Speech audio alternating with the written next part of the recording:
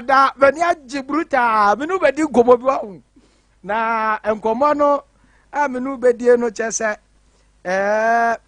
efriwa wo na beba o efriwo ho ana ebeba yeni nkomo sometimes ebi wo no mo a odwuna nsisu o bra ebi wo adwuna nsisu o odwuna nsisu on se mennim se bi ato pan a odwuna nsisu eno na ye friend say frustration just say why you too frustrated just say yes ade no abrabo no why you frustrate what ya badinyawe edio ase unhunu se wonko unhunu se womra ana eba ne sa ho eno na ebi mu out of ebia men kan say ontimi nhyɛ ne ho so na waku ne ho eno na mabi mu commit suicide what I say mabi no mo gye wo mo kra afiri wo mo ensam mo gye wo mo nkwa afiri wo mo ensam you know why you too frustrated enti oni hwia obedai obeye enti wodwena na nsisu a wanhwe ya sabra na adwene bia bebo tirim no na abe adwene bia bebo tirim no na abe onso obi awade am na too frustrated ama to wono mo a wase me kura me ba wi ase ba da bi ko ba me do no wo no me ba ma me do no wa disappoint me enti what will I live on for enti ma me nkumi ho na wakwa no maduro no awu yes obi so said anu ase no akonfo no awu ye mu bi on ma we have survived frustration and ye de ti abrabo we mu what you say ye mu bi wo ho no mo ya survive frustration ana ye de ti abrabo nim so said the city no enti enye easy like enye better o enye better kra enye better because ayana hard you know hard gonna hey obi chese challenge bi a wahia no ama why you too frustrated why you too frustrated ama ohu de onya ne ho ohu se de onsinsi sane ma no no nsese ne yie wate ase awiai enkomo na me ni wudie nyina de mpesam nu su ehwe nyina ye o biggest frustration in life bra chese abrabonim ede na tu wa na wonhuru de wonya wankasa na onya ho anka abeku masa let ubusa ho you sit down no abisa ho say wonim saade we no atu sikani atu hiani o atu sikani atu hiani atu obi owo bi atu sofo atu ohene atu obi a yes na why frustrated wonhu de wonye echiwa wonim say we no chese broken heart o we are frustrated in life wa masa we are bibia dabi o wonim eno no sabra no yesi wa toba ha o e wa abrabom sa na ti o yesi wa toba ha e wa abrabom enti wonhunu eno na bi mutimi kwa ama na omutimi tu kwan no kwa frustrated in life e wo bi man so na afa de chese wonu ne ho kra se wo ye dai otu kwan me tu bata me kopa bibia bedi na afa de na ni akwa eno frustration no ni cheap a wonim your friend say wani ayon toto yes wani ayon toto yes wani ayon toto oti ase but we ati ase awuo because o sha said ye abrabo no asia ye na chese wo hu ni say eniema nye na unim odwenia ensiso yes odwenia ensiso enye izo shade and is case in his was here easy. Easy. When you say see ya kasa krano obi frustration ya chene den ohun de onya no see ohun se wonko se womra na oso onya adwuma ya ope ana obi ma ne fosu se baje kwoto no ko market no ko hu se masa se fosu ton na form why frustrated what niam no ho ba ye ntobi obonani anu osu me say wan hwe yi a wo hu frustration chill abrabo mu da anasa wonya frustrated wa abrabo ni mu da enkomo na me die no wonte ase but se me bie phone lines ni tum me activate lines no na man for ase na omo kan how frustrated in life o ma ye ebre bi atwam na obi kan ne dia owo mu sesi ya masa enye easy o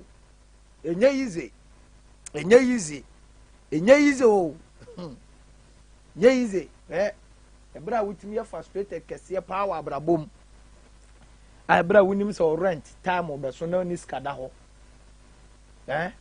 oni skada ho akato ne bro na ya yi uni amagu abontene wan hwe ya bekwa kowi obi ade o ampo wan hwe ya be wi obi sika hwe you know frustration betimi amwa ya nyama pi wa abrabom o. When you say be mad than your for not because of anything but being frustrated in life. On one casano and Sakura no fair being can no doubt. Or no be that. Massa.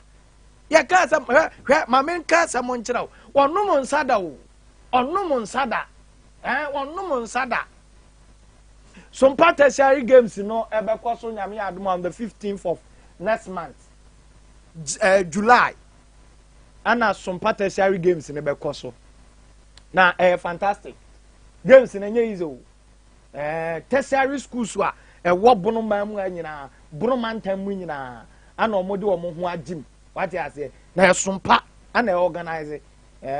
Sompa for na organize. Enya sam ketua games in the achekura wi achebasa. Acheba we wake up achebasa. Some tertiary games. A bus on the 15th July. Kutansabo so many that also do no. STU. One of the Jumedi and Basu. Mizo. And Mexa 5G apparativo. Or money plus sponsors. What I say at the mag games, you know. And yasam ketua kra. But when some cofobe brebi you or muti sponsors, you know. But when they you or muti. So, and tinyasam ketua.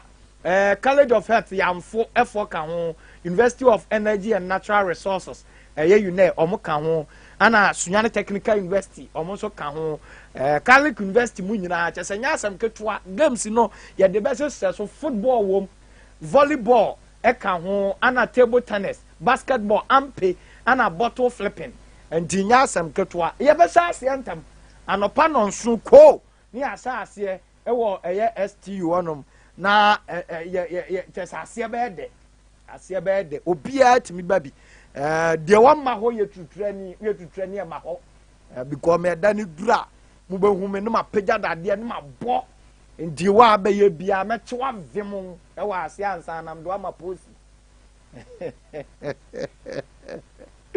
abusia yeni komo no wate na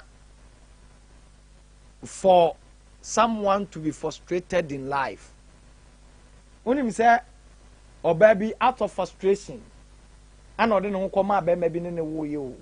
Nanka, be aware baby be aware ne tene. Obi aware baby on ne tene.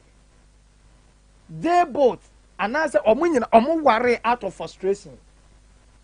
When you saw baby any ban, also no one will be ada out of frustration in life. Now. Why you so depressed? Why you so disappointed? And why you frustrated in life? Omu baby a wonko into the arm that she runs into. Na ni ba no so no another. But na enya intention so on ni pa na baby bi o. Na ni ba no so no another. Mema bebre nso sa. Mema bebre wo hono mo a omo ne oba bi awo. Not because say or person on ne ware o, but out of frustration.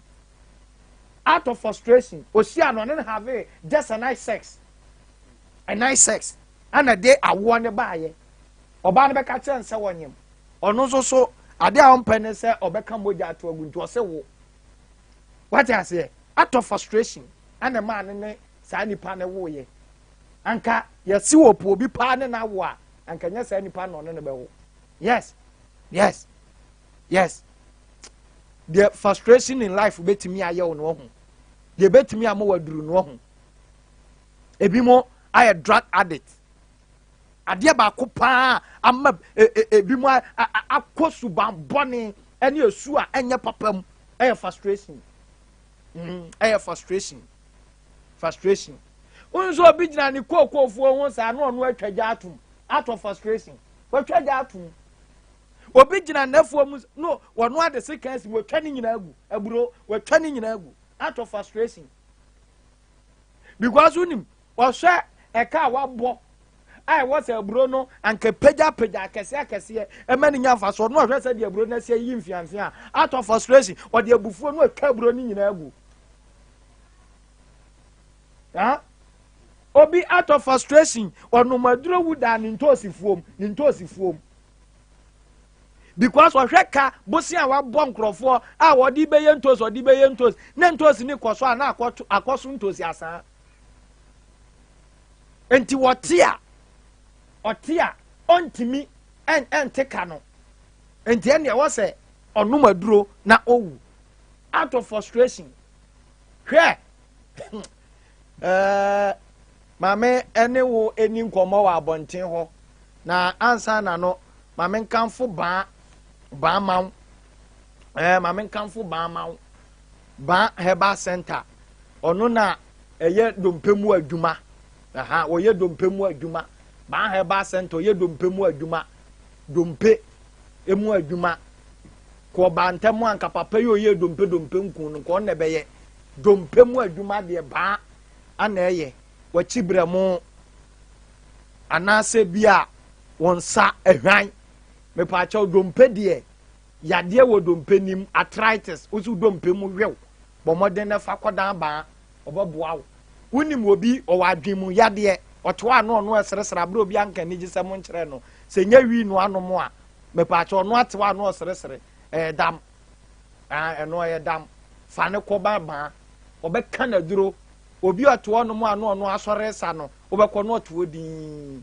aduro aka no eye ba oba mu aduro papa me pa cho unim ayi akom yade unim akom yade eno ne efre ni twere no yes akom yade no me pa cho ba de watoje mu ontoje mu fa ne bra obi wo no ma ye so watoje mu a o de aduro kan enko oboa fabra o de watoje mu asese fabra ba be kan aduro ne number ne 0244 988 004 0244 988 004 enini nkomo susu yade ho kire nansa no akọ sunya magazine area 4 sunya magazine ba bia previous so ne wo no eho a ba eba center abekọ akoto no manchifo edi biscuit na ba na ye per retail distributor obi a onu betimi age niema no no aton what I say what the ma distribute what distribute onu a chicha di amankrofo stores but also ya age na ton what I say ma so ya provision store for chambete no akomani bi what I say yes na odi bi akọ eye zongo one way no me mama wo mu bi no mo agege sa pepepe omo ton wi a na wonso so agege usika wanya mfa so tato na de kakra nso so abre manchifo na omo nso so age omo anytime cracker manchi anytime cracker ana ye wo eye manchi ginger biscuit manchi digestive biscuit ye wo manchi milk crunch manchi milk shortcake biscuit ana ye wo manchi jam biscuit ni nyina ye manchi fo esan distributing yiniti o de bomode na from number no we na ko company wo direct CBF for omo number ni nie CBF West Africa omo number no ye 0244 856141 0244 856141 abuja ye din komodi afa o biggest frustration in life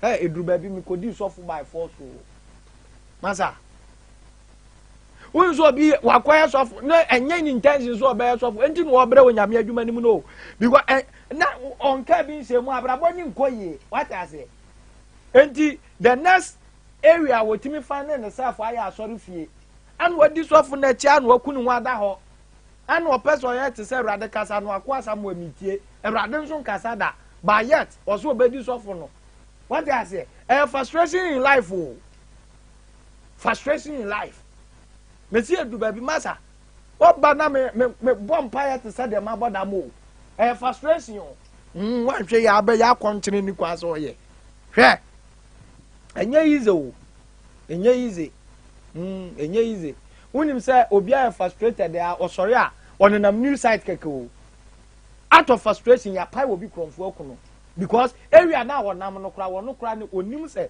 sa area no sa time no ye nante ho but wane nam ho unzo obi aseda ono antimi akogya ne ho atoma ho mawu mun bi da me say frustration wo mo mawu ko ndo mo nko ye ne etimi say ye ho so abra ye frustrated in life no ye ne ebedi nkomo awie your biggest frustration in life enu ne edi nkomo awie abusuane mi ni nkomo e was 0247 number ba ko pe ana ye adwuma 0247 989 989 0247 989 989 obi timi frustrated sa wonam kuru no akon bi niam atoagu enye easy hello Asabee boss good afternoon that is saying Yankopon adu Yankopon ase Asabee what's the next item here then my biggest frustration in life okay Uni moto amano. Ose. Ti moto amedi ama title no. Dabi. Obi ntiase. Obi ntiase. Sa.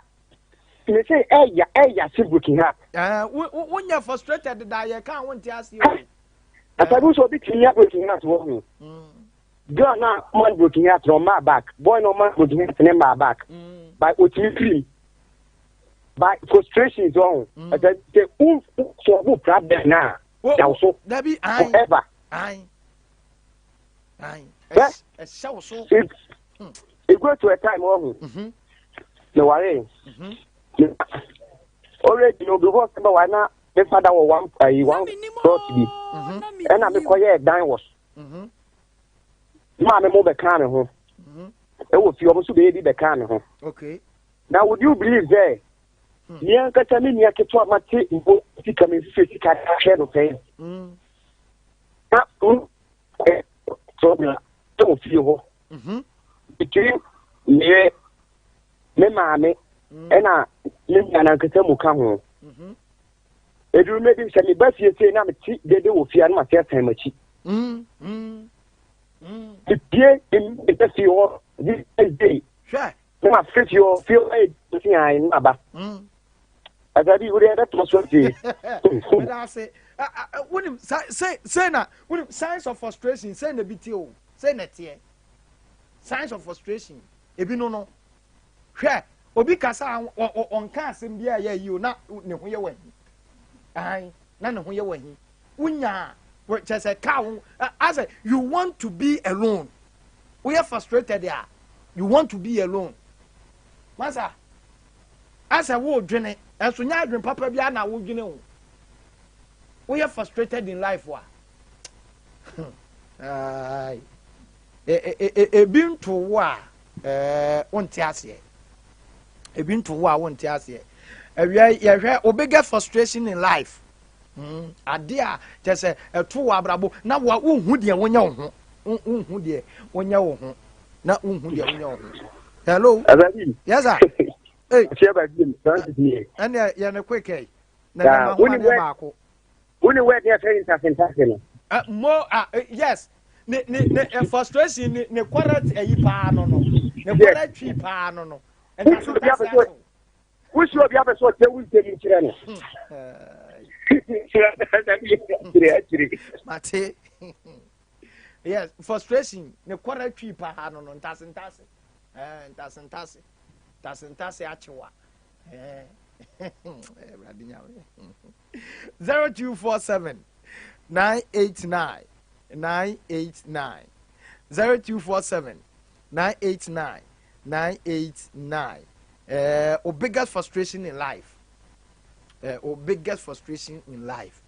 there a true wabrabum na unhu de onya ho like wo chese ntase achew sanati udwira sisuo we chese we ye wadwen se ubeye bibia enyeye udwina ensiso na ase abrabo na mew amew entima men kan sa ba bi oduru abrabo na mew pa amew yes obi ho no mo bi atuni sese ama abrabo na me no atuni sese ama abrabo na me no ai abrabo na me no kodo to wa men by force umpo be men 0247 989 989 0247 989 989 ofra na yedi nkomo de asi wa abrabo ni mu ama abrabo no amew anaza obabra no along the line bibi to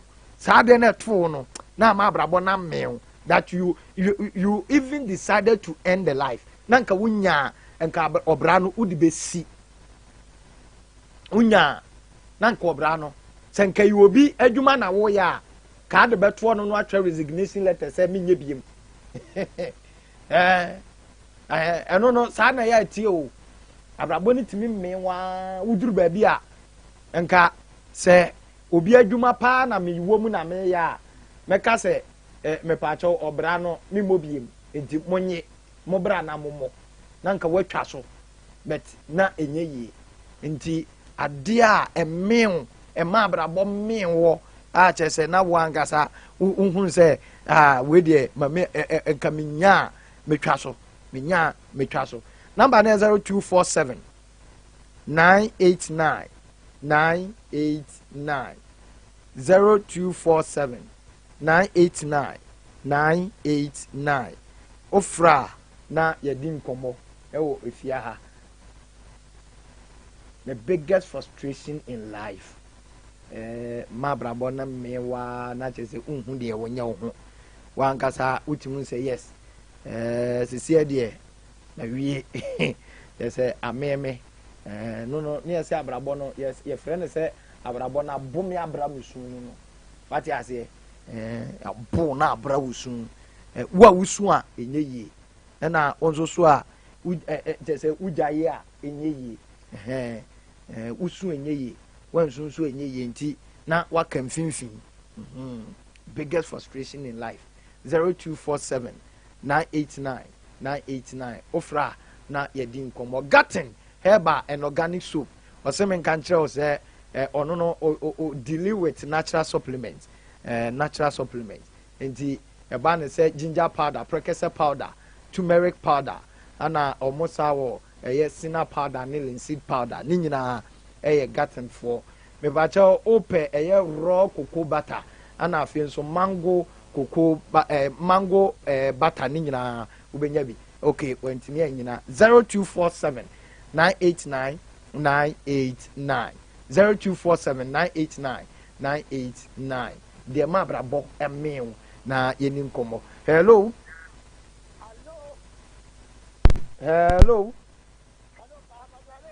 yes sir me bajo good afternoon na pomboko bajo uri baba ta ne alaska junction baba yeni nkomo sina ya mutire na mbu abaso daga mita udi nyamutuma na mudi no wo mudi mu kan ba ti mudi na mudi na nyamutuma ode waka asam papa abarabom de sina kanya kupo ongo bia yes no bia tuye no bia tumi yo no anga chama tuma ara ti nam kan sano uno bia tuma ba yiro huwa aye masta ba kuno huwa manipano tene pano kusuza no go ba akatia chiade usu ko sote ote umbe aja uja so yenye uja so no dia so ko yedi kire de ka tuwa jase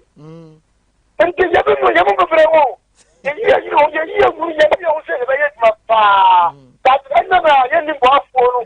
I'm not you not a me. After one day coming here, you know what? But I say, yeah. What me say? What ya katua? What just salary no? But salary no so, baby yes.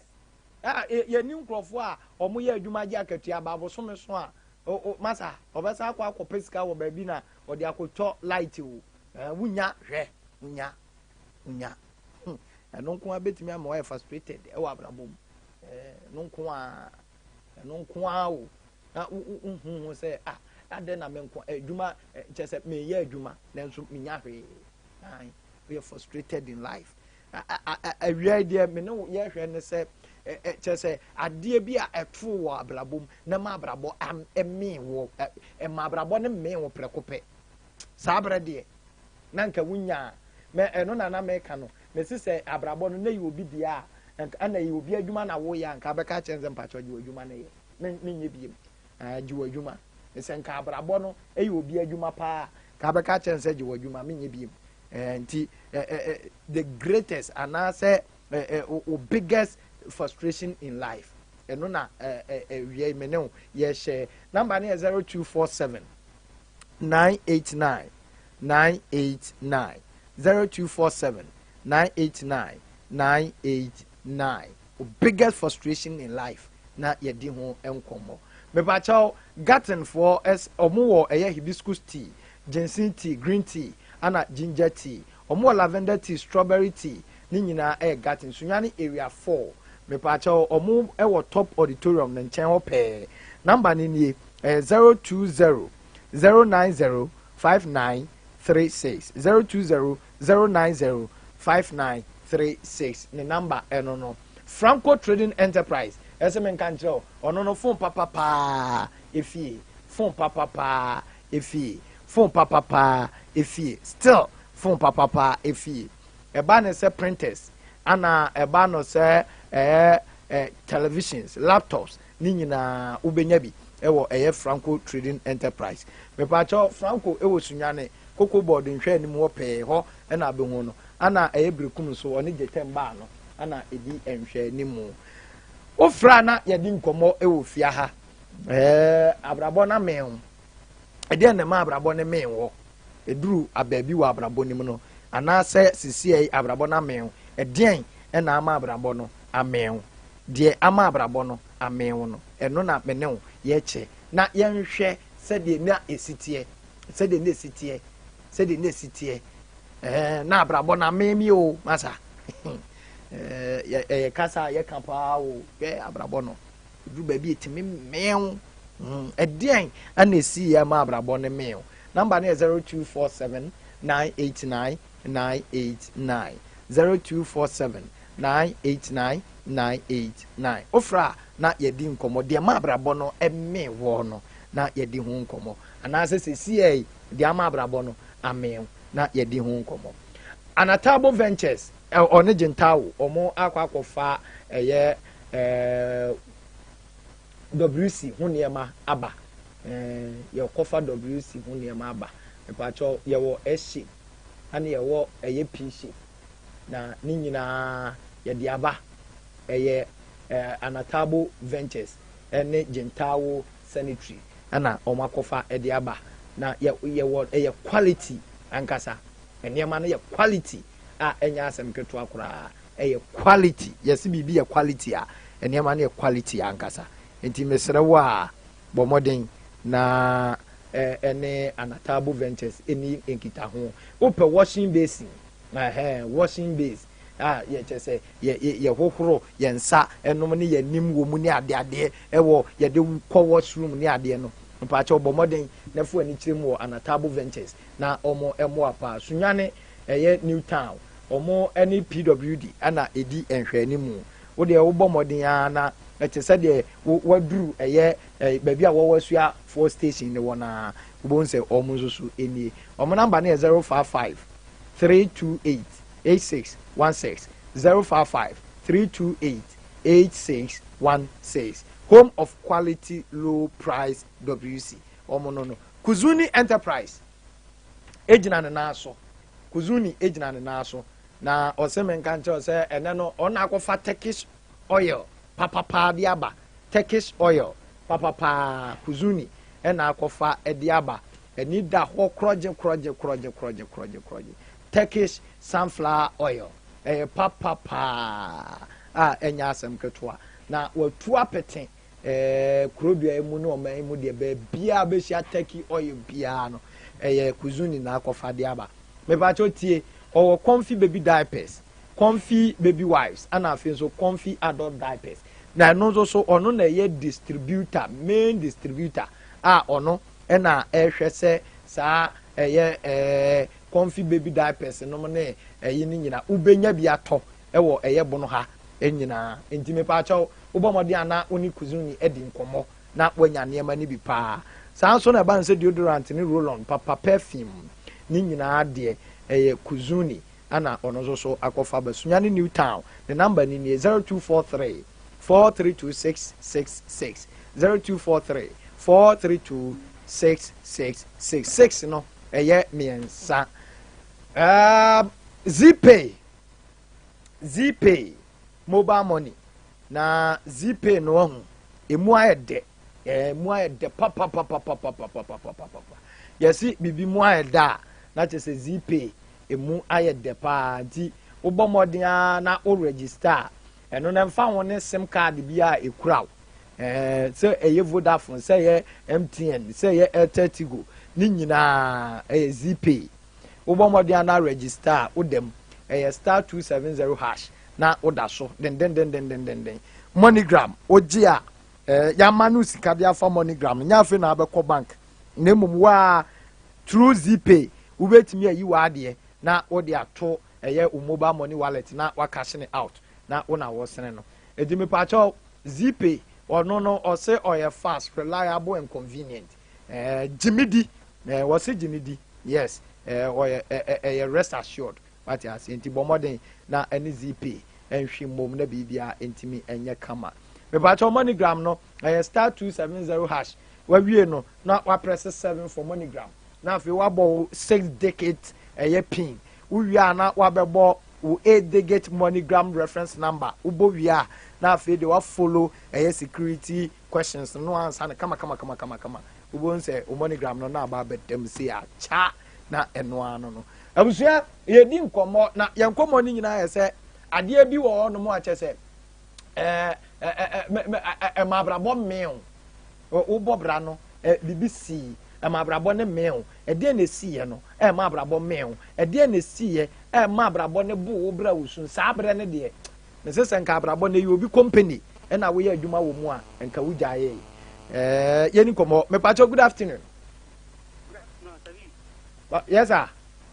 Sapo me de nyankopon adom na so yo nyame adom ya de nyame ase mon ka fra homa ne mu ayeden ye ni komo Asabee na asamina ya onye free hifa enu amekan fi am so oduma nkoma o wasam ne de te se wo ka yin pepete wasam ne de bia o di bia yo quality ankasa na asama ma abrabon kwa me no na me ma me 2019 anti ma me musa ma wuram ko to chance ewie ye media man wo fie chance no me fan sim ho na afi na me kwa ko pet ntabo mu peka na me ma me so wo ye na fi so abusia bia nka bibia nkyerɛ me e ko ye yi ni bia nka hwe nkyerɛ nte sɛ ka ni na ba beda me so amama me tua ka ni nyina wie ye afi nti me mu sɛ de ma gi me ho wa brabo no awie me ba be bodan no so na manye me me nyankecho no atina mo na eso so ye hwe ya brabo a ye bebo me ton chance yes you hoya me penta boss kan ko dufia me ko ye ni pana me din chance ni ma no sɛ on fancy me ho no me call ho ko bisa no o si chance ni de e wo ho me de me nya bibia me say ma ye bibia sidan na ko fa Messi for mo ba gina ho sidan no 1 week sidan ni na wie me ko fa chance ya o sɛ ndɛ chance ende be family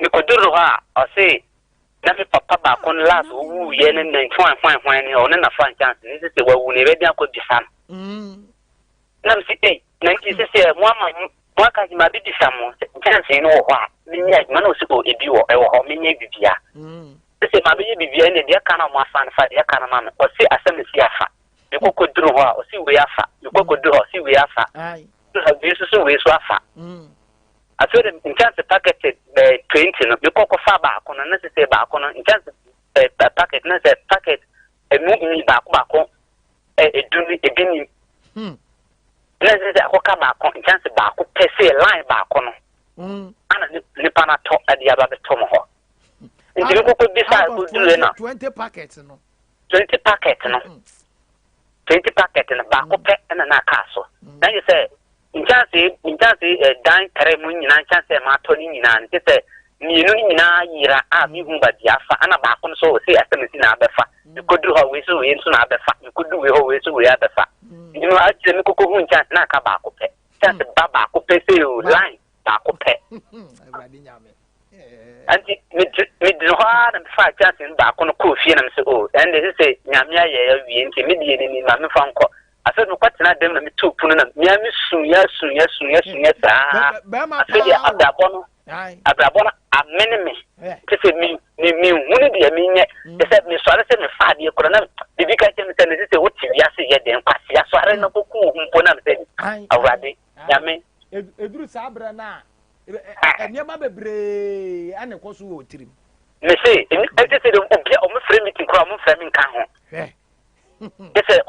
tese mi hu na asedi ese mi famity me san so ma pompom na mi nsu o cha mi nye de o tese de mi hu no de mi nye asedi na nyame hira wa amen nyame nyo kase na wa ma o chichira ma fo were pa ida ase nyame hira na ma da tese na ma da ba tese de nyame ama na hu say yes ni ama de ya be ma de ya ese onum de ya nyu that's right ida ase okay me see bibi me woda wonti ase bibi me woda wonti ase number na 0543 na 024 0247 989 0247 989 ofra na yedi nkomo de mabrabo no edruba bi me se senka e obi company a waka chense mpacho je wadwuma wai menye biem jiwa juma minye biem je say amen wapem what you say we dey na me kura me ye den wo wiase nie me ye den wo wiase nie wato baha ntase achew wankasa hunu say we dey enyina boa je say ase eja hia to me ase ma wie ya aba ase abrabo no kura me be ye den nie Hello, Asabee. Good afternoon, Papa. Afternoon, Asabee. Na pomboko. Oh, aja dauroma. Pomboko. Yadanyango ase. Ye ni nkomo Papa. Yo, Asabee, you dey only that time in your play. Oh, okay, Papa. Asabee. Aya basobo na me bo. Da say. Nyankopon shira opa. Amen. No shira o director so abia gina share wonsa. Amen. Aya utumi ya gina ni. Amen. Asabee. Asenwo ya wo ho. Obi o kana se tuja. No obi kire na se mu. Na wo so ka hawa nka na ede ma no na asowo so hawo na firi ho. Ifi Nyankopon ye na se so do abedia Sunyani ha. Amen. Na wo de san semu ye to wo mi na so na o kai ya no. So wo bibie nure no nti kasa ni pa na kwa ko no mo dira de. Ai. Nti o ti we de no se ni ni kura pati me de agina. Yes. And the time ke dia ni de chance packet ni mi de ni ncha so. Yes, because no dem 20 o kwa na aka ba ko pe. Aka ntanse ne ba ko enya se one packet o aka tete ba. Taban ba ko pe. Na me de packet nu. Na so ma fa 9 na aka packet ba ko na ma kwa kunya. Eno se mi ko moduru. Dabi. Asabee. Nyankopon shira wa. Amen. Ya fan semno to wa kesia sa me ensolve among problems mom wate. Nyankopon be shira wa. Amen. Bye. Okay. 0247 989 0247 989 989 just senka ye bonyum pa ma wa enka maame bi nyum oboy na brabo mu de ma pem nka sa nyum ne bebo ama wo we de just de see ye no ohun ma wi ase ma pem ma nkobie mu kura nka ye na meka no sa brabo ni obi company pa senka ye nyankopo company ke nyame adwuma kura nka obi bejai oh yes obeja adwuma na to yes me say frustration in life a leading crop for bebre unim so obi out of frustration me ni fianum na obi frɛ say oba wo person ware no ana oba ni sister frabulu kire beka kire ne say onko pa adwuma anye onko bobra nyaska onyaska na waba be ware ni nua no na sisi ade oniska enti wonye emma out of frustration okọ itatima se nkranza so ko pesika duru frustration no frustration ni bi no hwe obi akwaji sikaduro me say ade ni nhini ni nyina any frustration ni nhini ni nyina any frustration 0247989989 0247989989 ofra ye no obedi nkomo V22 body cream marede na ni daho eye ne krogen emani ye na hanaha eye fefefe enti enye nku a wosra man fifire tiw bebre wati ase nze nku bi wo a wosra be soete saa eno na eja honam kankan de kan ho wati ase ukopọ rede wa anya rede no na ase eja wonka ohun o ko nipa mu a na obi etwetwa ne hone maza eje ne ohun yes na ma asesebe enka ba ho enye wa ka wo de wo peniye mu nku papa na apa asra na ma akotoye ote ase ene mekanfo V22 body cream amount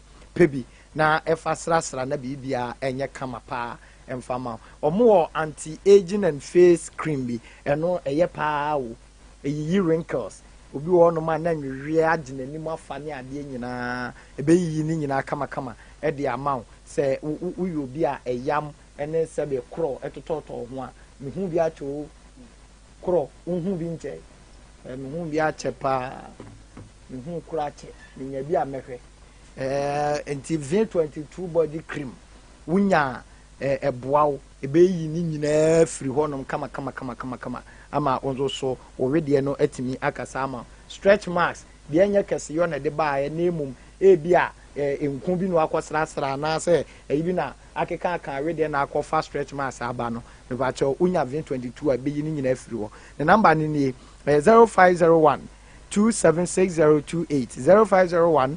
276028 baby bia ye ton eye cosmetics bia akọ ha obenya bi na onzo so watimi ayusu pa na aboaw me pa cha ma menkamfo mizo fruit drink ene mixer 5G energy drink emaw eyo unya mizo ni bia eno na salai emanfo akira guso onze enuam nkamfo mo mpe alcoholic drink bia enti mizo na ene unya ne boswa na unya ejene ne mokoni komu sa na enese ye wie ni akototo brebo pa wo zaki fie ho enya asem keto akura ye kototo brebo ye kototo brebo pa minim se menko ye nyina ne ho nto no me kwa ma ne ho ato no so me ye hwe me be hwe kwa na ma sɔre afiri hɔ ti me kwa na ma tom mizo ye sika ni a je se ndie me koduru ya duru hɔ fie kwa na no a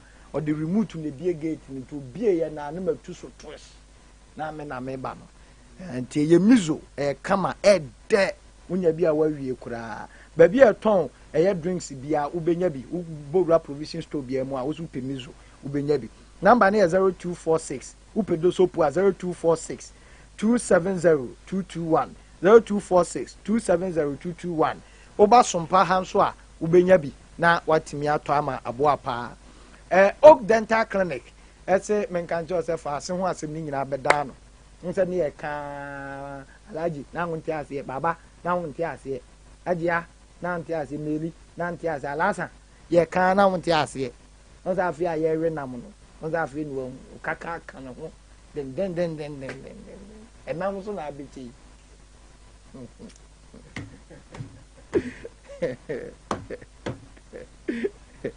Enam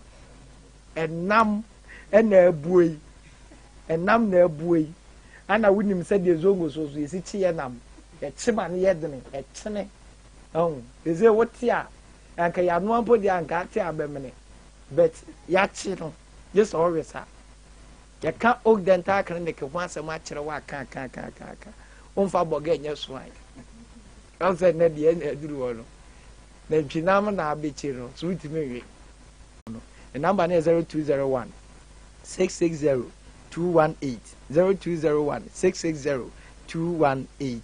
The number no oje Apes Health Insurance is medical health insurance and osaje nationwide medical insurance GAB medical